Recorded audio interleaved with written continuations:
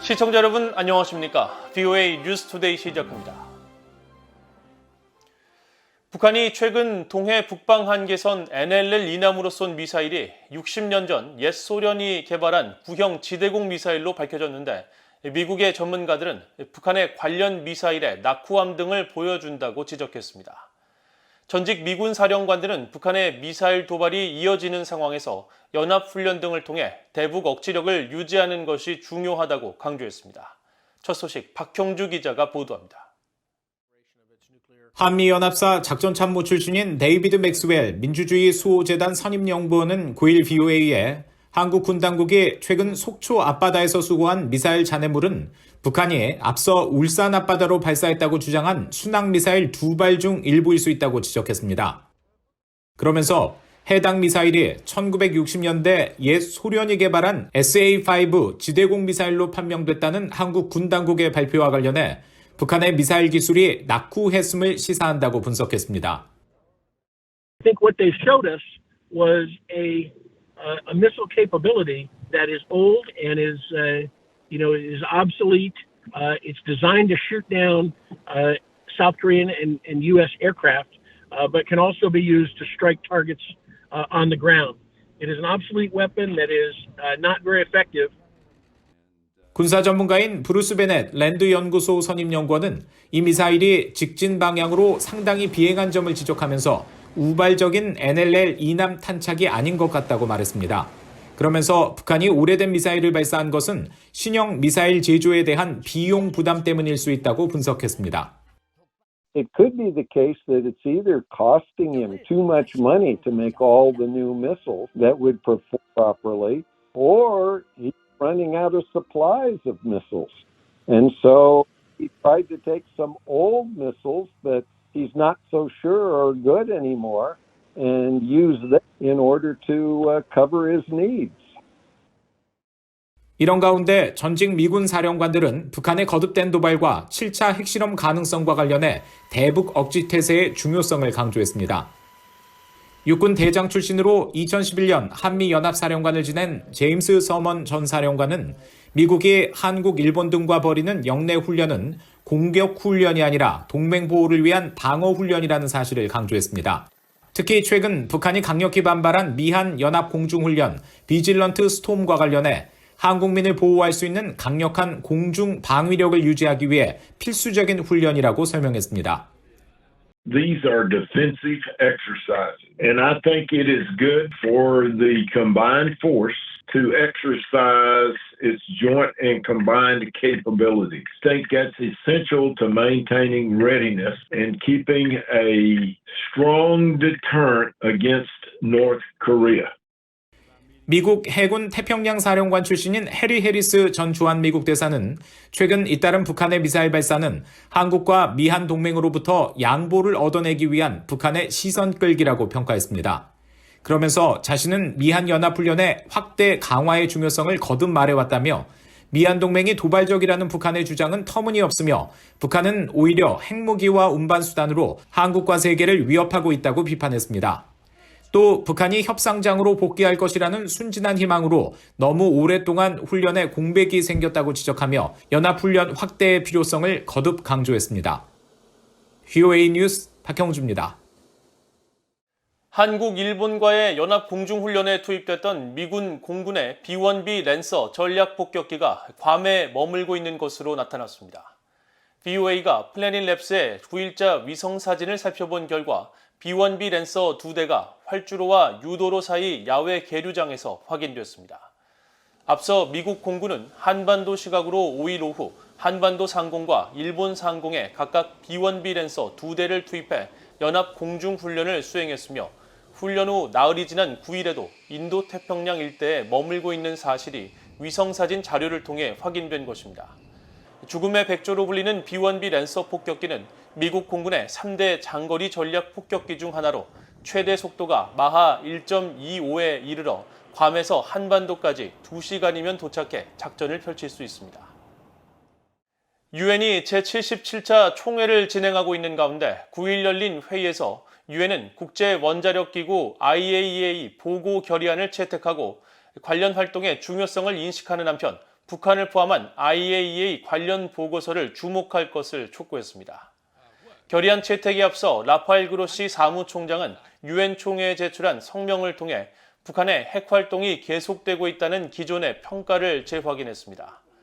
또 토론에서 올로프스쿠구 유엔 주재 유럽연합 대사는 북한의 핵과 탄도미사일 활동을 규탄하면서 북한이 여러 유엔 안보리 결의에 따른 의무를 준수하고 핵실험과 미사일 시험을 중단하며 항구적인 평화와 안전의 기반을 구축하기 위해 관련국들과 의미 있는 대화에 나설 것을 촉구했습니다.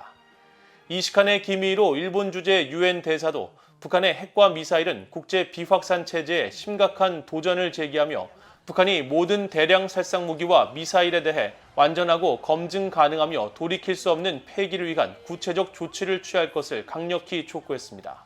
또 한국, 호주, 리투아니아도 북한의 핵 개발을 규탄하고 폐기할 것을 촉구했습니다.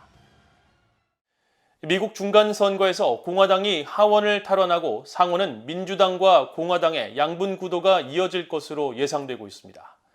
최근 북한의 이딴 도발에 대해 강경한 대응을 촉구하고 있는 공화당의 하원 장악이 확실시되면서 바이든 행정부의 대북 정책 변화를 요구하는 목소리도 더 커질 것으로 전망됩니다. 이조은 기자가 보도합니다. 8일 실시된 미국 중간선거에서 공화당은 개표가 진행 중인 상황에서 하원 주도권 탈환을 선언했습니다. 미국 언론들은 일제히 하원에서 공화당의 우세를 보도하는 가운데 앞서 케빈 메카시 공화당 하원 원내대표는 9일 새벽 워싱턴에서 열린 승리 파티에 참석해 지지자들에게 승리를 자신했습니다. Now tonight, we built upon those gains 2 years ago, and it is clear that we are going to take the House back. 상원 선거에선 민주당과 공화당이 양분한 박빙 승부를 이어가고 있는 가운데 주법에 따라 과반 투표가 없을 경우 다음 달 결선 투표를 하는 조지아주의 결과에 따라 상원의 다수당이 판가름 날 전망입니다. 의회의 정치 지형 변화는 한반도 외교안보 정책에도 영향을 미칠 수 있습니다. 의회의 주도권을 민주당이 계속 잡는다면 지금의 대북 정책이 계속 유지되겠지만 주도권이 바뀐다면 2년 뒤 대선을 염두에 둔 공화당은 강경 대북 정책으로의 변화 요구 등 바이든 행정부를 더욱 압박할 수 있습니다. 실제로 공화당 하원은 선거 직전 발표한 미국에 대한 공약을 통해 바이든 대통령은 나약하고 무능한 위치에서 미국의 안보를 관리했다고 주장하며 총공세를 펼쳤습니다. 공화당의 하원 장악 시 하원 외교위원장으로 유력한 마이클 메카우 의원의 행보도 주목됩니다.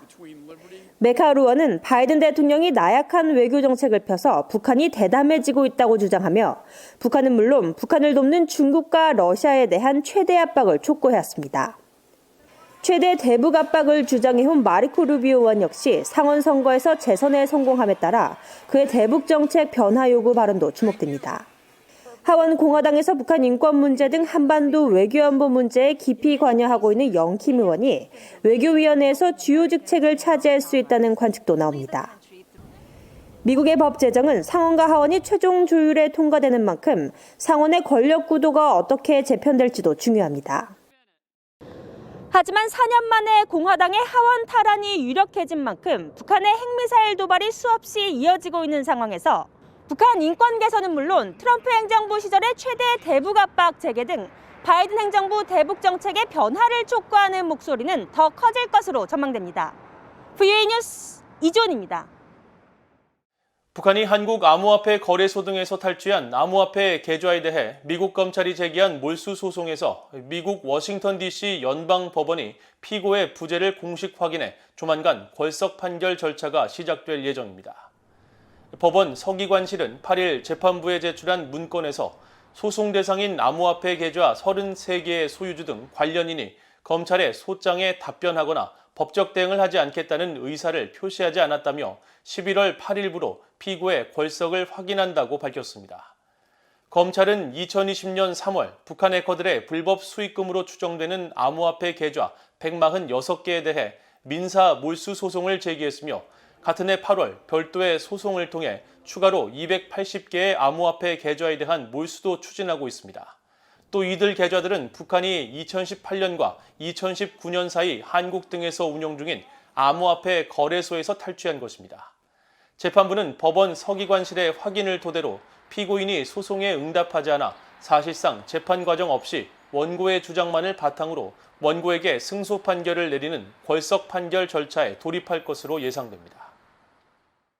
미국 국무부가 대북 제재 위반 혐의로 연방수사국 FBI가 수배 중인 곽기성에 대해 정의에 대한 보상을 내건 것은 곽기성 개인이 아닌 그의 조직 와해를 목적으로 한 것이라고 9일 VOA에 밝혔습니다. 앞서 국무부는 지난 3일 유엔 안보리 제재와 미국의 대북 제재법을 위반한 곽기성에 대한 정보를 제공하면 정의에 대한 보상 프로그램에 따라 최대 $500만 보상하겠다고 밝혔는데 이틀 후 싱가포르 경찰은 곽기성은 2021년 4월부터 싱가포르에서 조사받고 있다는 입장을 밝혔습니다.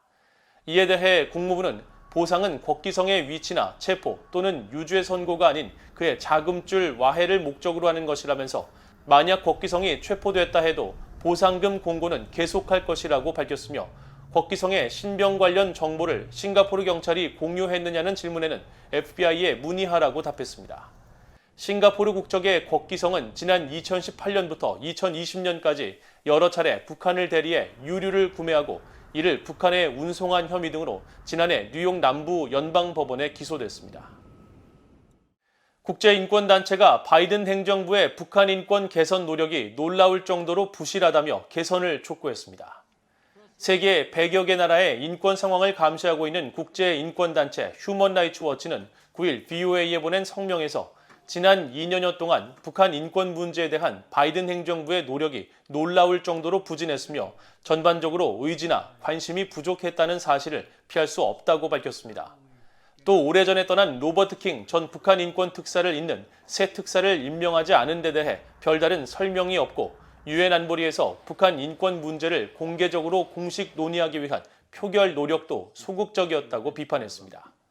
한편 이 단체의 필 로버트슨 아시아 담당 부국장은 바이든 행정부가 남은 임기 2년여 동안 북한 인권 개선 노력을 강화해야 한다면서 국제 포럼에서 북한 인권 문제를 정기적이고 지속적으로 제기할 수 있는 국제 인권 전략을 수립할 것과 한국, 일본 등 같은 생각을 가진 국가들과 협력해 북한 주민들의 권리 수호를 위해 북한 정권을 더욱 압박할 것을 권고했습니다.